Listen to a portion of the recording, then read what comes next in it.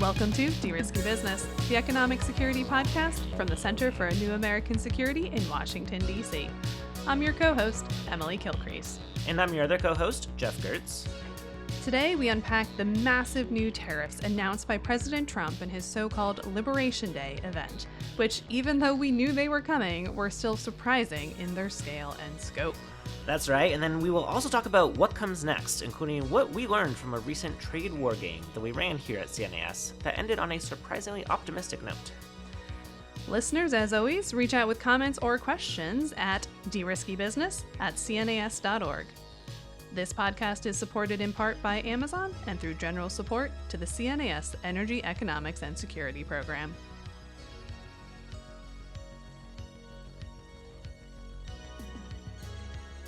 All right, Emily, so it is April 3rd as we are recording here, the day after Liberation Day. Do you feel liberated? I mean, so liberated. I am sorry, I did not get you a greeting card. I mean, next year. Next year's going to be a holiday, apparently, so there we go. We'll remember. Maybe my kids will have off school. They seem to have off school a lot.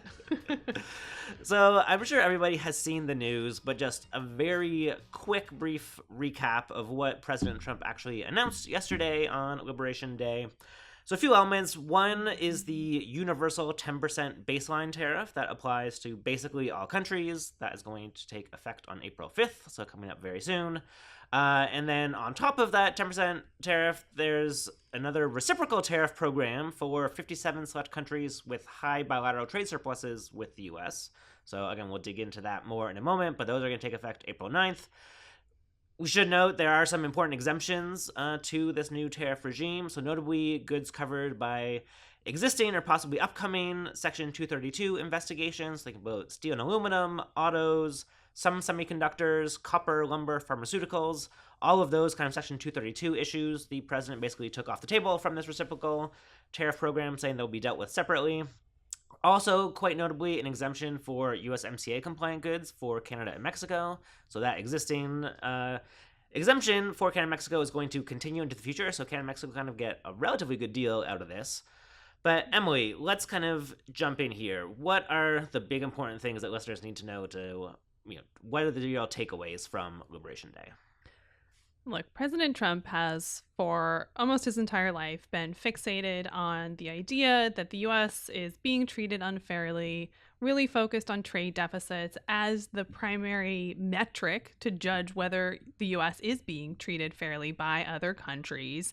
And the tariffs that were announced yesterday, this combination of the universal 10% plus the reciprocal tariff program, this is a huge swing by President Trump to correct what, in his mind, has been this just historic unfairness that the United States has faced to try to tackle all of these problems all at once. And as many commenters have noted, this is taking the United States to tariff levels that have not been seen in basically 100 years. Another way to put that is these are tariff levels that we've not ever seen in the context of a globalized world. Yeah, exactly. This is kind of back to Smoot-Hawley, if not beyond tariff levels. It is really notable, this sort of fixation on the trade balance. And I think, look, there's sort of a fair debate to be had over, is the kind of persistent U.S. Trade deficit a problem here? But this is a massive, big swing at that problem that's going to have huge, frankly, unforeseeable at the moment, implications and consequences. So let's unpack the specifics of what was announced yesterday. And we will caveat that there's still confusion on a lot of points. We'll get into that and try to be clear about what we know and what we don't know at this point. But let's start with this 10% tariff. Now, in the campaign and since his inauguration, President Trump has been talking about some sort of 10 to 20% universal baseline tariff, partially for revenue generating purposes, partially to get at this concern about trade deficits. And so this was not actually, in my mind, the big surprise from yesterday. Now, there were some surprises in terms of exactly who got hit. There was some discussion about whether countries like the UK, for example, where the US actually runs a trade surplus, whether they would be exempted. And the answer that we got here is no, actually, they will not. Like a universal 10% tariff does apply pretty much universally. And why is that, right? Why is that, Geoff? So, I mean, look, I think there's probably two motivations. One is just the focus on raising revenue. So I think that remains a objective of this administration, and so wanting to have this kind of very broad-based tariff base on which to raise revenue. The second one, which may be a bit more interesting, the executive order announcing these tariffs does talk about the kind of need to avoid transshipment. So this is the scenario where, let's say we've got high tariffs on 20 of our biggest trading partners, but kind of minimal tariffs on the UK or whoever else it is. The Trump administration seems worried that that would set up incentives where basically we would see all of our trade being routed through the UK. So all of these big trade partners have been, again, in President Trump's words, kind of ripping us off for so long, and with whom we run giant trade deficits. What we would see instead is that they would all be shipping their goods to the UK. If we do not have a tariff on the UK, that would then come into the United States. So that is, at least ostensibly, one of the problems they're trying to solve for here. Yeah, but I don't think they actually solve it because you still have a differentiated tariff rate with very high tariff rates on some countries. So I think that incentive is still there. I mean, candidly, look, it's a 10% number. It seems like of the range of numbers they've talked about, that was on the lower end of roundish numbers that they like to use. Candidly, I think that was the justification for 10%. I mean, that makes sense to me. And again, Does it make sense to you? Well, maybe rephrase that. I think from the reporting we saw, again, going back to the campaign trail, but also just in the immediate days before, and there was lots of rumors swirling around, up until the hours when this was released of what would be included. One of these ideas was a universal tariff. You told me there was going to be a universal tariff of 10%. So that to me was not that shocking. I think what does get to be a little bit shocking is that the 10% universal tariff is really the floor. And that for many countries and many of our biggest, most important trading partners, we actually are getting into what Trump administration is calling reciprocal rates that are a lot higher. And in some instances, a lot higher. a lot. Right. And so one point of confusion that has been circulating out here is, well, how do these reciprocal rates, which range from like 11% to 50% for various countries, we'll get into that a bit, how does that rate relate to the universal baseline tariff? And the answer is you don't add them up. It's basically the 10% is the floor, and this additional set of countries gets a plus up. Lucky them. They get a bonus rate. And some of the rates were, as you said, quite high. So Vietnam is getting a 46% reciprocal tariff rate. A bunch of countries in Southeast Asia are getting rates that approach that. Europe is getting 20%. And the only reason that doesn't seem shocking is because there was press reporting last week saying that Europe expected a 20% rate, but that is still a very high rate to apply to pretty much all goods coming in from Europe. Yeah, absolutely. And I think, when that press reporting came out, again, it was, at least in my interpretation, sort of, this will be on the higher end. Europe will be ones that get hit amongst the worst, and so 20% will be kind of the high end. Instead, we're seeing, again, Vietnam at 46%, kind of South Korea, Japan, both in the mid-20s. I mean, much higher numbers and on a large number of countries. One country that, of course, was a focus and where there's been a lot of confusion about, like, literally how to do the math is China. So what was announced yesterday was a 34% additional tariff rate. Now, that is not the overall tariff rate for China. So it's 34% on top of the 20% fentanyl-related tariffs that Trump 2.0 has imposed. So that gets you to 54%. But they weren't starting from zero at the very first moment of the Trump administration. They were starting on a base of something somewhere between 12 to 18% tariffs. So if you add all of those tariffs up, which is what you are supposed to do, these are all additional tariffs, that takes you to a tariff rate for China that is north of 60 to 70%. And I think at this point, like the additional bits and bobs of, well, is it like 67 or 68? Like it is essentially potentially a prohibitive tariff at that level. Yeah, I mean, again, it's going to be real interesting to see the trade data when it starts coming in on some of these goods. Like, will we see China to U.S. trade flows just fall off a cliff, which seems quite possible to me. Yeah, the administration, when it's talked about tariffs, has often pointed to the experience in the Trump 1.0 administration, where there were what at that time were very significant tariffs, new tariffs imposed on China, 10 to 25% across a range of goods. And there's been studies showing, including an ITC study that they like to point to, that the economic effects of those tariffs maybe weren't so bad. They didn't lead to huge amounts of inflation. There was some adjustment in the market. There was some currency adjustment. So basically, economies kind of absorbed this hit, and they've really leaned heavily on that sort of messaging as they've been talking about this round of tariffs. But even if you look at just the China-related tariffs, it's a huge difference just in the rate of the tariff. You had the currency and market adjustments that would need to occur to kind of provide that same sort of buffer effect would be that much larger.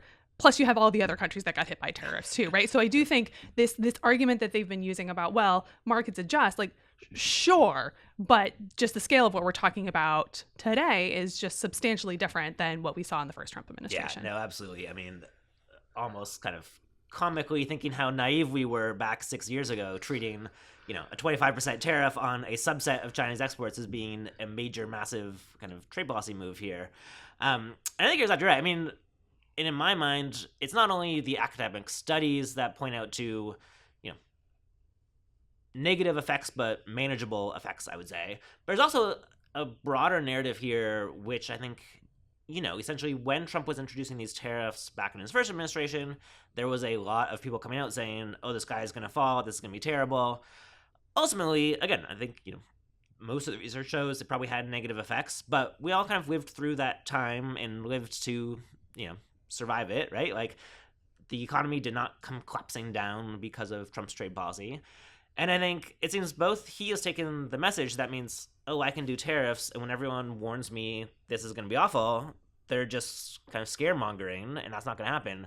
But again, the tariffs announced yesterday are just so qualitatively different that you aren't going to be measuring this in terms of 1 or 2 percentage points. I do think, again, if these are actually implemented as, announced yesterday, what we are going to see is just massive stops in trade flows, and that is then going to translate into real supply chain crises and more kind of chaos in actual supply chain production networks than anybody is really prepared for. So, Geoff, let's do some more math problems here. Okay. Yeah. Everyone's favorite part of the podcast, the math problems. So there was a lot of chatter over the last 20 hours or so about how exactly did the Trump administration come up with the rates. And we've talked about on this podcast before of just how hard it is to actually come up with precise numbers that really are reciprocal, right? So they're trying to take account for tariff rates, and that's kind of the easier part, just because that's numerical. Yeah. They're trying to take account of value-added taxes. Again, that's a numerical thing, but they're also trying to account for these non-tariff trade barriers. So like regulations we don't like, currency policies that we don't like, and you would basically, in order to do that rigorously, you would need to come up with an assessment and a tariff rate equivalent for each of these trade barriers in each of these countries and kind of do that math to kind of come up with an aggregate reciprocal tariff rate. So that's what they've done. Not quite.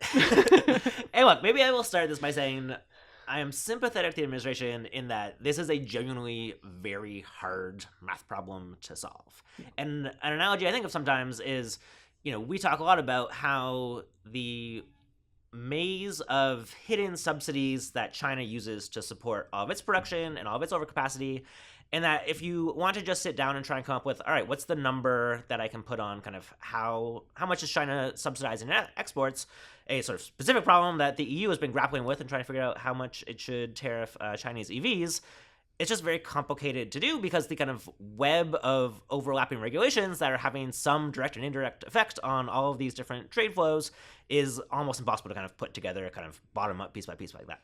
So where the administration basically came down is saying, all right, it's too hard, or for various other reasons, we do not want to do the kind of bottom up, we're going to put a number on every sort of trade barrier that we can identify. Instead, they are effectively kind of reversing out from the back end of looking at trade flows what they define as trade barriers. And their approach is basically to say, anytime that we observe a trade deficit, we are going to interpret that trade deficit as being ipso facto evidence that you have trade barriers on U.S. exports. And we are going to essentially calculate the reciprocal tariff rate just as a mathematical function of how big is the trade deficit. And in some respects, if the main concern is trade deficits, they've come up with a kind of back of the envelope metric that is linked to trade deficits. So if that's all they were looking to do, they have accomplished that. Sort of. Again, look, even if you accept the premise in the sort of national emergency that trade deficits are a problem, and there's some debate there, but I think it's at least a legitimate debate on how big of a problem is it a problem if the U.S. runs continual large trade deficits. That's a debate worth having. But let's pause it for now. We accept trade deficits are a problem. What is kind of quite curious in the U.S. approach here is that they're saying not just that the fact that the U.S. runs a large cumulative trade deficit is a problem, but that every bilateral relationship that you need to have a equal trade relationship between every bilateral partner. So that the U.S. and each of its 190 plus different trade partners, all of those trade relationships should net out to zero. And I think, frankly, this is just a pretty nonsensical view of how comparative advantage works, how different countries play different roles in the global economy. It's just not going to be the case that for every country we trade with, we are going to get to a kind of perfectly even exports or imports division. And again, an analogy I think is sometimes helpful to think of here. You know, I'm a big baseball fan, kind of baseball season's just kicking off. You see all the time in baseball and other sports when teams are trying to trade their players that often two teams will sit down and try to trade with each other and realize actually they don't have the pieces that each wants. And so you get these 3-player deals where essentially Team A sends a player to Team B sends a player to Team C, and Team C in return sends a player back to Team A.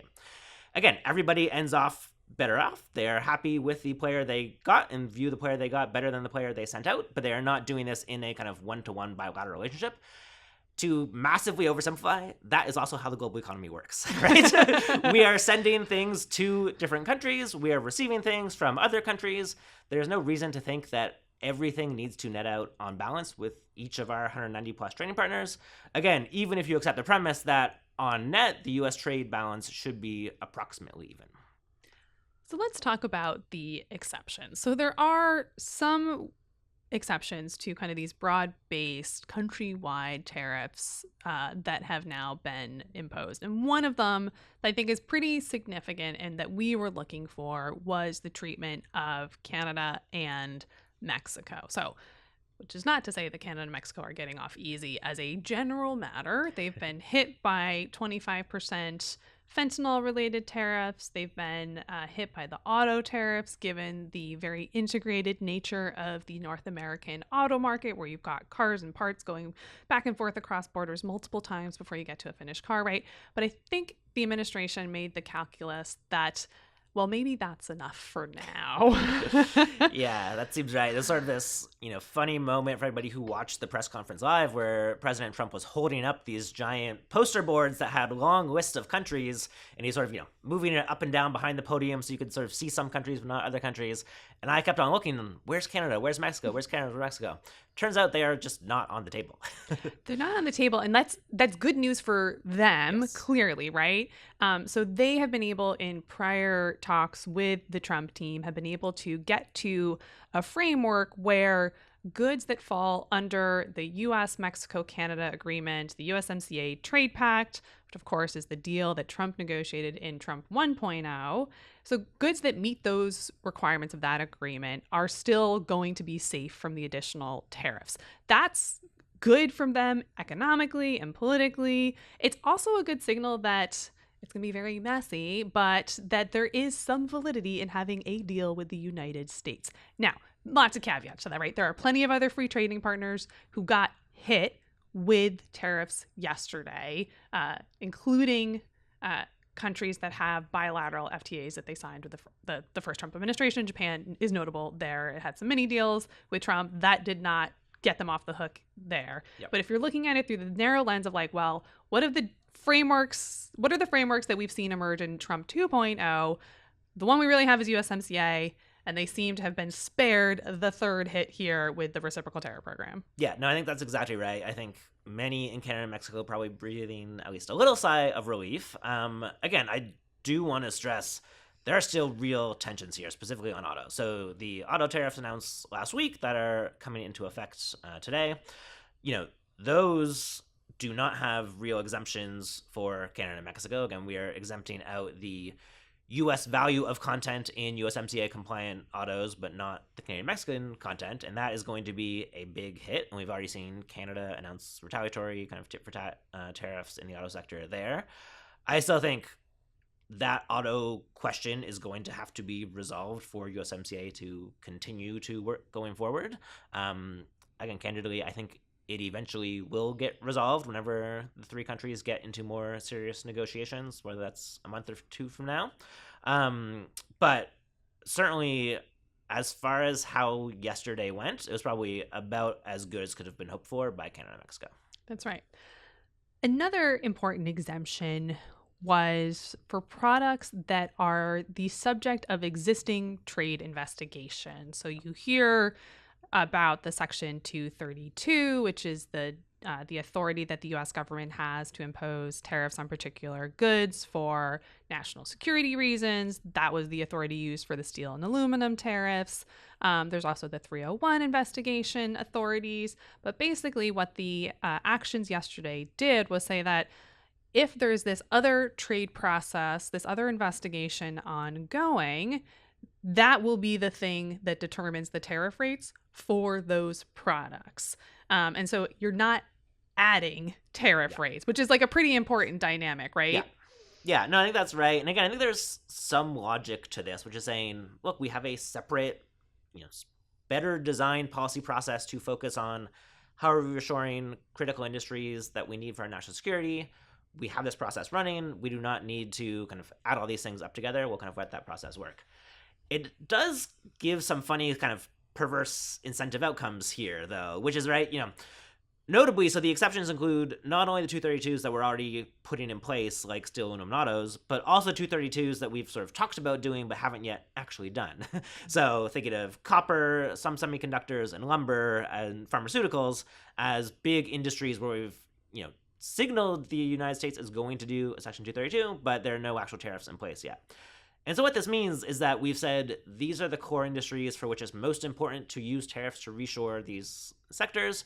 And yet, April 9th, when all these giant tariffs go into effect, those will actually be the only goods for which relatively free trade remains. So that sort of, they are, reverse selected out here to be, they are the most critical ones that we care the most about reshoring, but also they are the only things that we're not tariffing at the moment.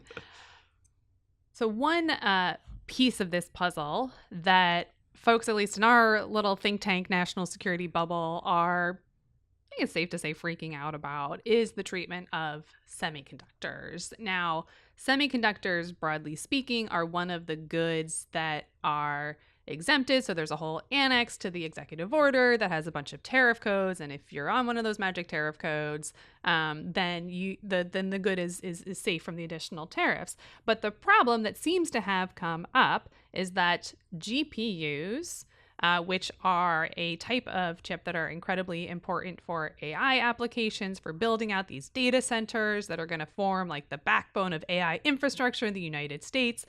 It seems like that tariff line was not included in the exemption list. Yes, there's been a lot of people kind of rifling through this 37-page Annex 2, which lists all of the tariff code schedules that are exempted.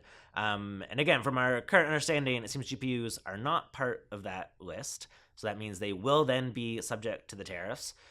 What actual tariff they were going to get is a bit of an open question.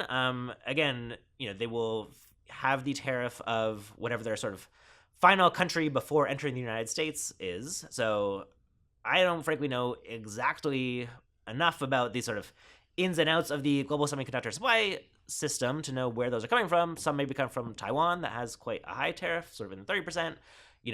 Maybe kind of Costa Rica is doing some of the final packaging here. If you are somebody who's getting your chips from Costa Rica, you're probably in a much better position. I think they're only at the 10% level. But there's going to be a lot of scrambling here to figure out, all right, where are my chips coming from and what tariff rate does that mean? And again, just to reiterate, this is coming amidst a broad kind of administration-wide priority to speed the development of AI data centers. We're doing all of this work around permitting, around energy, around kind of freeing up federal lands to build data centers. And at the same time, we're saying, oh, but also your GPUs are going to cost, 10, 20, 30% more. Who knows? It's a bit of an odd policy choice. I mean, a 10% would actually be the best case scenario. Yeah. a likely scenario is actually, Taiwan got hit with a 32% additional tariff. That makes things very expensive, particularly on top of a type of chip that is already very expensive. Markets are reacting to this. I think the last time I checked, NVIDIA's stock was down about 6%. So that tells you something. Yeah.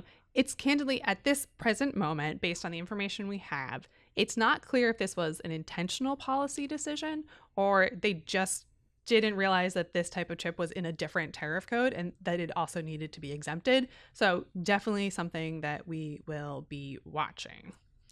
Maybe it's actually a good pivot now to talk about another, speaking of complicated things that we're not quite sure how they're going to play out. There's one piece of this executive order that's gotten almost no press from what I can tell, but to me is one of the kind of most interesting and potentially kind of innovative things in here, which is section 3F of the order, which we're getting really we're nerdy if real you're in the weeds here, but allow me to read out this one sentence because I think it's important. So the order says, more generally, the ad valorem rates of duty set forth in this order shall apply only to the non-U.S. content of a subject article, provided at least 20% of the value of the subject article is U.S. originating.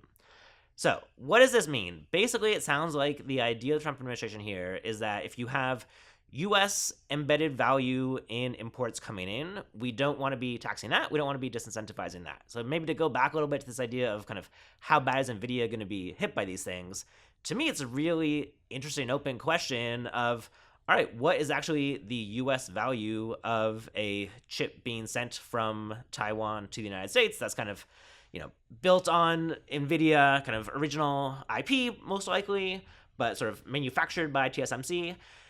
Maybe that will exempt out a lot of the value of the tariff. Maybe not. I don't think anybody has any idea how this is actually going to work. Again, we do something like this when we think about rules of origin for autos in the USMCA context. So that seems like that's where they're getting this idea from.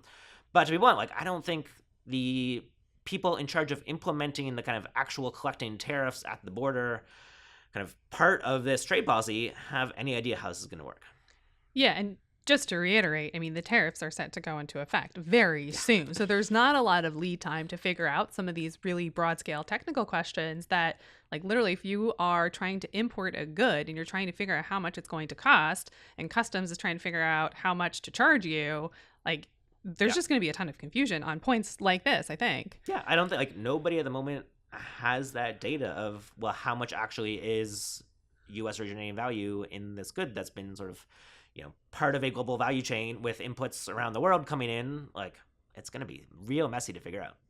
Yeah, along those lines, and to kind of round out this discussion of, what was actually in all of the actions that were announced yesterday, one of the last bits of the total package was that the administration also ended the de minimis exemption for China. So what does that mean? So when the initial 20% tariffs related to fentanyl on China were dropped, there was this big debate about whether small packages, packages that don't have really valuable content, whether they would be included in those tariffs or not. Traditionally, they've been able to use what's called the de minimis exemption, which basically the point of it is these are small value packages. It's literally not worth customs time and energy to collect on them because it's more expensive to collect on the package than the value of the package. But there's an argument that these small packages are part of the fentanyl problem. You see some of the precursors or fentanyls coming in through those packages. And so the Trump administration wanted to kind of crack down on this. So they eliminated the exemption initially and then realized, oh my goodness, we don't know how to implement that because now customs actually has to inspect and collect on these things. So apparently they figured that out because we're now back again to no de minimis exception for China at least. Yeah, exactly. And this is going to have quite a big impact on sort of Shine and Temu, the sort of various Chinese marketplace sellers that are selling directly into U.S. consumers. So we'll, be watching how that all plays out. And maybe just one final point out here is that while we've eliminated de minimis for China, there's also ongoing talk of should we eliminate it for all trade and all trade partners. And the announcements yesterday sort of mentioned that, said they were possibly going to do it, but not going to do it right away. So that's something to be watching as well. Okay, let's take a breath there, and then we'll come back and we'll talk about some of the other big takeaways from the announcements yesterday and how this might all play out going forward.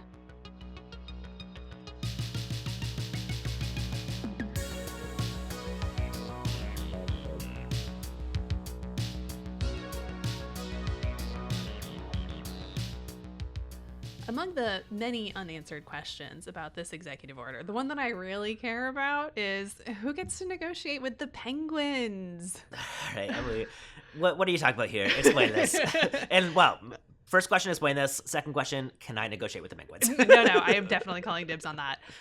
So the internet loved this bit of the executive order. So when the reciprocal tariff program was announced, these big charts that were held up by the president and then later released, there are a lot of itty bitty little countries or territories that people quickly Googled and realized it is quite funny that they have been included in this massive national emergency that was just declared. So one of them are the Heard and McDonald Islands, which is apparently an uninhabited island. I should say uninhabited by humans. Apparently there's a lot of penguins. And so there is this question of, well, they now have their own tariff rate. And so how are the penguins going to get out of the tariffs? I mean, they've probably been dumping their fish on us and stuff like that. I'm sure there's a strong case to be made. Also on the list is the British Indian Ocean Territory, which is a kind of series of islands, largely inhabited by U.S. military base. So that is a interesting dynamic where I guess that's going to be USTR sitting down to negotiate with DOD over what tariffs this U.S. military base should be paying. I mean, who knows? I mean, I will say they included Myanmar on the list, which, I don't know. They just had a massive earthquake. I'm not sure I would have put additional tariffs on them at this particular point. But the point is, there were a lot of countries on this list that you're just wait, why are they on this list? I get China. I am just not sure about the penguins. Exactly. And, the penguins at least only got hit with 10%. But, the Myanmar number is big. I think it's sort of, 47, 48%, something like that. I think the biggest number in the entire list was for the African country of Lesotho, which is hit with a 50% tariff. I mean, I think you do have to ask the question, why are we really going to trade war with Lesotho? What are we doing here? Yeah. And besides, making for funny memes on the internet, which, to be clear, it definitely has, I actually think that this is the kind of thing that's going to come back to bite the administration in litigation. So how might that play out? So what the president did mechanically, legally, to impose these tariffs yesterday was to invoke emergency international economic powers, the statute IEEPA, and to do that, he had to declare an emergency first. That's how these emergency powers work. So he declared an emergency that said that trade deficits are bad and they are harmful for U.S. national security, and therefore the U.S. is imposing all of these tariffs. But then you kind of have to ask the question of well, if you're imposing massive tariffs on this itty bitty country, is that really an emergency? And is that really a national security threat to the United States? I mean, I imagine that that's going to be something that if a company is looking to litigate, they would kind of raise that. I would assume that courts would look at that as they're trying to kind of understand the consistency of the logic here of really, Lesotho? Can America not stand up here and be confident in its economy? Are we really under threat from the, probably diamonds and textiles or something coming in from Lesotho? I mean, yeah. No, I think that's exactly right. And maybe, again, to be clear here, I'm pretty confident if these tariffs stay and go into effect, somebody is going to sue, right? I think there was sort of debate about doing this over the Canada and Mexico ones, maybe over the China ones. For various reasons. We discussed this when we had Peter Harrell on the podcast a few weeks ago, but nobody kind of quite had the right standing, the right incentives to want to bring a case. But if these tariffs fully go into effect, there are going to be plaintiffs who want to bring a case. And kind of quite notably, again, the night the tariffs were announced, there are sort of law firms who are sort of putting things out online saying, we are looking for plaintiffs who may want to challenge these tariffs. We are willing to kind of provide pro bono legal support for it. So I think the law cases are coming here. And there's a couple other bits and bobs here that I think matter from the litigation front. So there's the fact that the president used the IEEPA authority. It just seems like from a common sense perspective, it seems a little bit off. Our friend of the show, Peter Harrell, has written some good legal analysis about whether IEPA even permits the use of tariffs. I mean, IEPA is a pretty broad authority. Emergency powers tend to be pretty broad, but it doesn't specifically say tariffs. And we'll link to this article again, but Peter's done a nice job of kind of showing the kind of the legislative history, et cetera, to make the argument that there's a good reason why Congress didn't put tariffs into the IEPA statute and they intentionally excluded them. So I assume that that would come up in litigation. It's also worth noting that there are a lot of other legal authorities that the president has that could have been used to impose some of these tariffs. So there actually is, it's a little bit vintage, a little bit old, but there is a piece of a trade statute that is specifically around trade deficits and balance of payments that allows the president to take action. Now, the president would only, in that case, if he had used that particular trade statute, would have only been able to impose tariffs of up to 15%, and it only would have lasted for 150 days. So like those parameters probably didn't scratch the itch. So that's why they didn't use it. But if the main argument is trade deficits and you have a statute that allows you to address trade deficits, why didn't you use it? It's funny. It's kind of a bit of a telling comparison that there's a statute that exists that says, okay, if things get really bad and we need an emergency, like break out all of the tools we have, 15% tariffs. Like, Right. the Trump administration has well past that 15% kind of Right. 3 times over. Right. So again, I think you're exactly right. There are more obvious tools that they could have used for this. Again, maybe tools that don't move quite as quickly or that face other limitations. But I suspect these questions are going to come up in court. Another question that I think will be interesting to see if it comes up in court is sort of this, evolving doctrine on the major questions doctrine of kind of, does Congress need to be involved in big moves that the administration is making that have, again, kind of a major significant impact on the U.S. economy? Again, just worth reiterating, this is, easily the largest peacetime rise in taxes, something that traditionally Congress would have a say in, a dominant role in, being done completely unilaterally by the executive branch using emergency authorities. I suspect that will also be part of whatever court case ultimately comes out of this. Yeah, and we are starting to see some signs of discontent from Congress. I mean, this has been one of the big questions, right? So the ability to impose tariffs and to regulate foreign commerce constitutionally sits with Congress. Congress has delegated much of that authority to the president for very rational reasons over time, including because you want the executive to be able to act fast and nimbly in the case of an emergency. But in the particular statute that the president used yesterday, IEPA, there is actually a role contemplated for Congress where Congress can come in with a joint resolution to kind of disapprove of the emergency and therefore kind of make the tariffs go away, basically.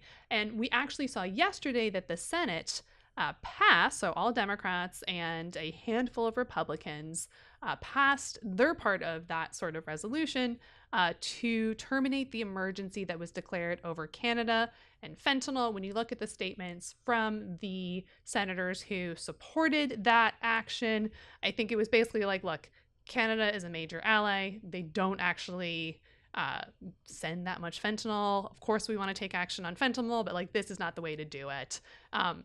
Chances of a joint resolution, which would require the House actually passing, apparently very slim, but interesting to see that the Senate at least is starting to make some noises of like, hey, maybe pump the brakes here. We should think about this a little more. Yeah, absolutely. And again, I think, we don't want to oversell this. It seems this is absolutely dead in the House, so it's probably not going to really go anywhere. But it is notable that this is one of the first times we start to see, particularly Republicans in Congress start to, not just put some statements on the record and ask some questions, which they've done before, but actually take meaningful votes to check the president in some way on tariffs. Will the path forward to have a similar vote on the emergency declared yesterday be open? Who knows? Like, how far does the stock market need to tank before that becomes a winning political strategy for congressional Republicans is an interesting question. I'm not sure we really want to contemplate. But it is at least some signal that, things are starting to move over there a little bit. Well, and I think this is exactly what foreign governments are going to put pressure on as they think about retaliation, right? They're going to make this as painful as possible for prominent Republicans in Congress as they think about how to target their retaliation, right? So this is not the end of it. I think, I think the president used the IEPA authorities because they are fast. He can do it unilaterally. He was able to put together some sort of justification that somebody in White House counsel must have approved of. But I do think of the various legal paths that he had available to him, this is definitely one that is higher risk from a litigation perspective. And it does leave that, I think, vulnerability to kind of the political pressure as well. I mean, they all would have resulted in retaliation, to be clear. But, we'll see how this all unfolds. Yeah, exactly. All right, so Emily, one other question to bring up here. I've seen some reporting pulling out that, Russia wasn't included in this. Does that, reflect the fact that Trump administration is aligning with Russia? That seems to be a misreading. What's actually going on here? Yeah, I think this is a little bit of a red herring here. So Russia, it is true that Russia was not on this list of countries that got the higher reciprocal tariff rate, but there is a good reason why. For folks who followed the U.S. and G7 sanctions campaign against Russia after the Russian full invasion of Ukraine, one of the many, many, many actions that the U.S. took was actually imposing high tariffs on Russia. So we've already done it. Yeah. Sure, maybe add an additional 10%. Like, it doesn't matter. Like, we're not trading with Russia. They already have an extraordinarily high tariff rate. That is not touched by these actions. So Russia was not included because Russia did not need to be included. It's not like there was a tariff reduction for Russia in here. Let's be very clear about that. Yeah, exactly. I don't know what the volume of imports we're getting from Russia these days are, but negligible, I'm pretty sure. So not going to be a big difference there either way. All right, well, maybe let's pause here, and we'll be back in a moment looking forward to how are other countries going to respond to everything that unfurled yesterday.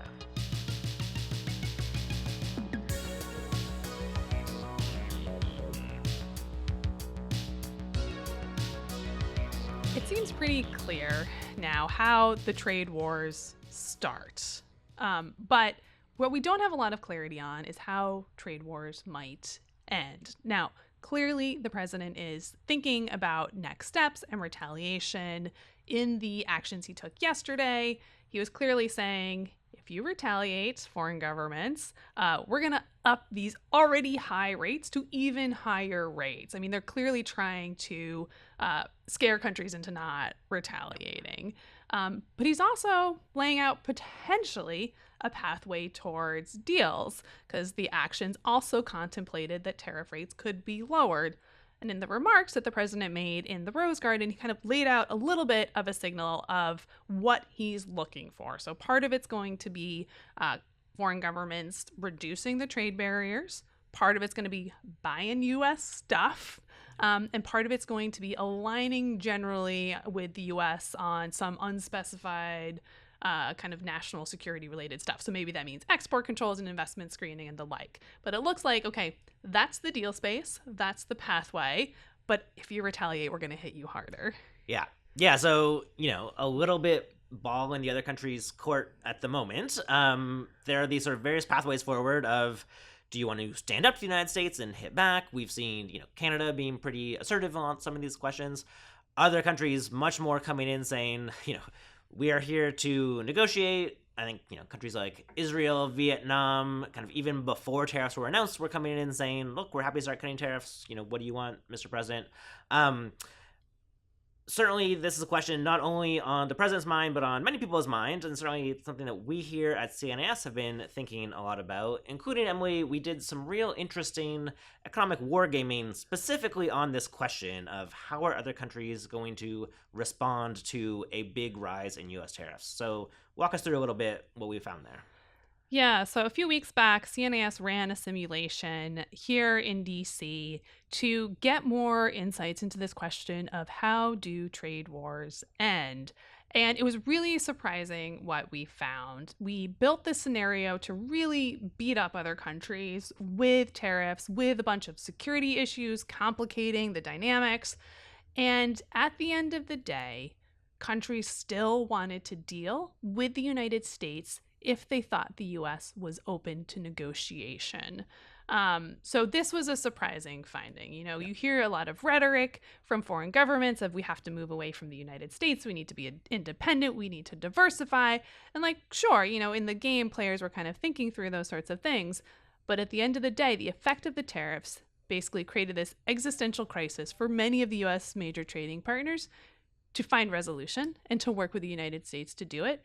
And they were all willing to do it as long as they thought the US was open. Now, there's a lot of caveats to that. There's a lot of ways that that could go sideways, which we should talk about.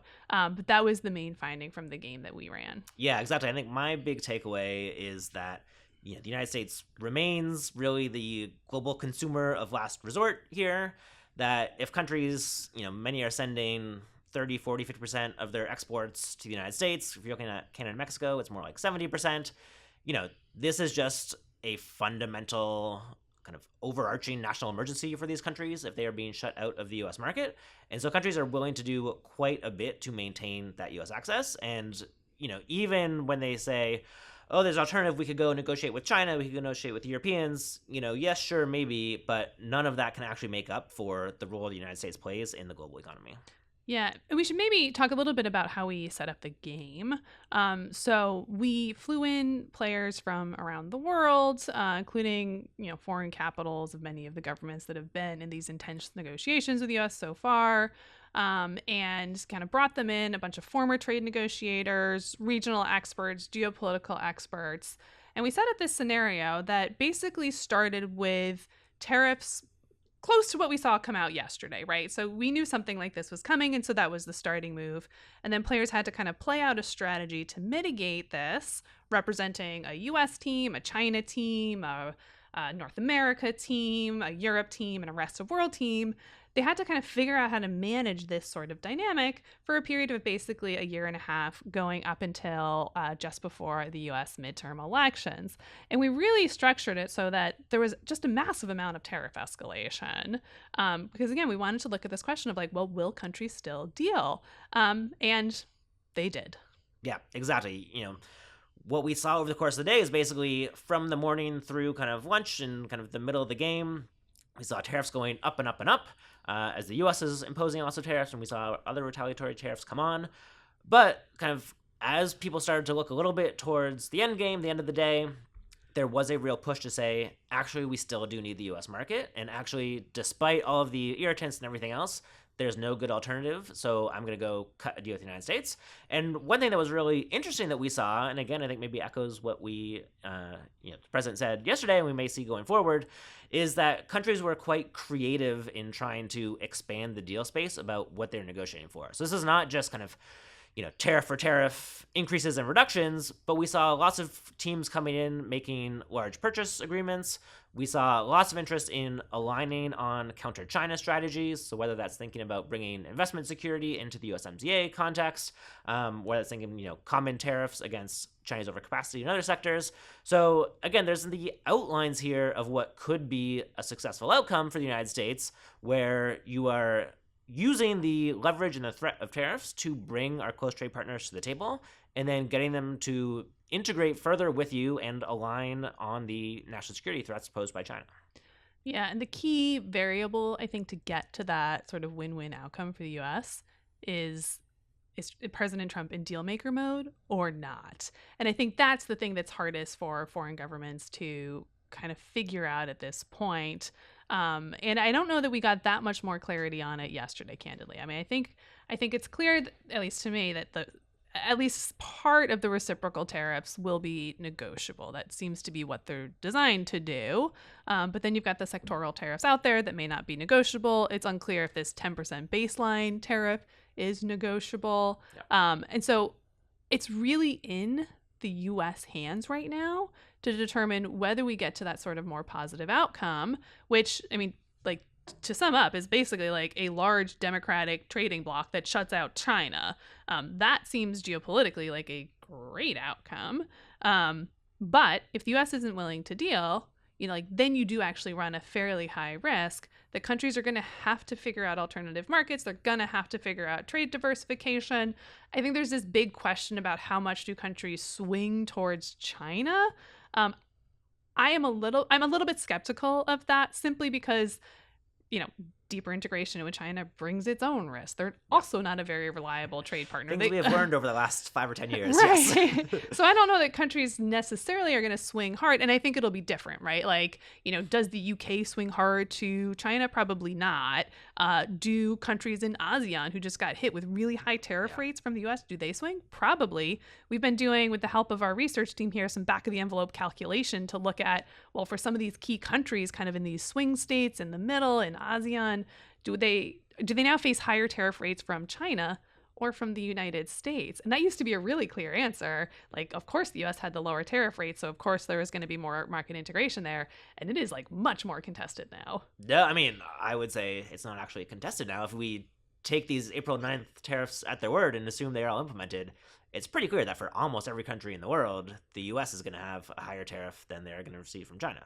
So it is a pretty massive change. I mean, one thing I will say, I fully agree that I think many countries, certainly in Europe, really around the world, have seen the risks of becoming more deeply integrated with China and kind of do not view China as a trusted partner. There is an interesting negotiating dynamic going on right now, which is that I think a lot of countries want to try and publicly signal that, oh, if things don't work out with the United States, we have this backup plan of going to China. That's sort of what we saw in the game and what I think we are seeing in the real world now as well. You see, many European policymakers kind of going and doing trips to China and saying, maybe we'll get along. Again, proof will be in the pudding. My expectation is that there's going to be some photo ops and some trying to signal that this is a kind of outside alternative that these countries have. But ultimately, many of these countries, despite all of their deep problems with Trump, again, nobody's kind of happy about this in all these countries, but many of them at the end of the day will conclude really their best outcome is still to come back to the United States. Yeah. The other huge variable here, which we did include in the game, is the question of economic conditions in the United States and to what extent those economic conditions will force the administration into the deal-making posture. I mean, they have been doing a lot of messaging right now that they expect short-term pain from the tariffs. We're seeing, at least in the stock markets, like that's being felt pretty acutely right now. Yeah. Yep. Check. Right. But as this drags out over time, if you start to see real inflationary impacts, job losses in the US, I do think that puts more political pressure on the US to get into deal making mode. And so there's this interesting and kind of scary timing question of like, well, how fast do those ripple effects in the US unfold? How does that map up against timelines of like getting to deals? And how do you think about how all these variables intersect? What we saw in the game was that like that messy soup of variables is actually what leads you to just a ton of deals with the US eventually. But it could easily swing in the other direction as well, where countries, for whatever reason, just say, look, we just can't deal with the US. You keep saying you want to annex us. Like we have to, like we can't deal with you. Then the US just has high tariff walls at the levels set out yesterday. And that could be pretty detrimental. Yeah, maybe just one final point to note on here. So I do think the role of domestic political opinion in other countries is going to be very important here. And so again, Canada's the key example where, the public opinion in Canada against the United States has gotten very sharply negative.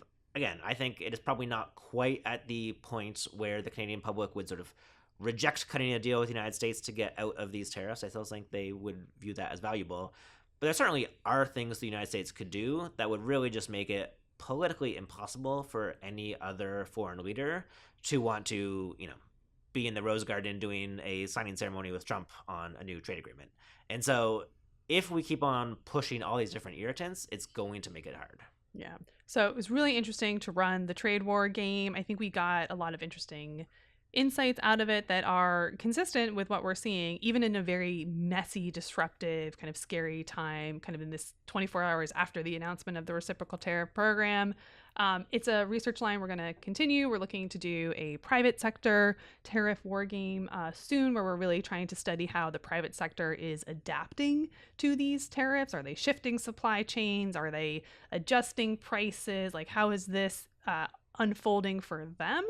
So certainly More to come from us on that point, and just a lot to watch on the tariff front. Yeah, exactly. Maybe we shouldn't close without noting we are very happy to have our colleague Anna Swanson of the New York Times write up a very nice story about the war games. We'll be sure to drop that in the show notes as well if you want a bit more detail on how it all played out, and including to see some photos of how the game board was structured. Okay. Thanks for listening. Thanks all. Thanks for listening to De-Risky Business, an economic security podcast from the Energy, Economics, and Security Program at the Center for a New American Security. Have any questions or comments? Get in touch at deriskybusiness@cnas.org. The nerdier, the better. And find us wherever you get your podcasts every other Thursday.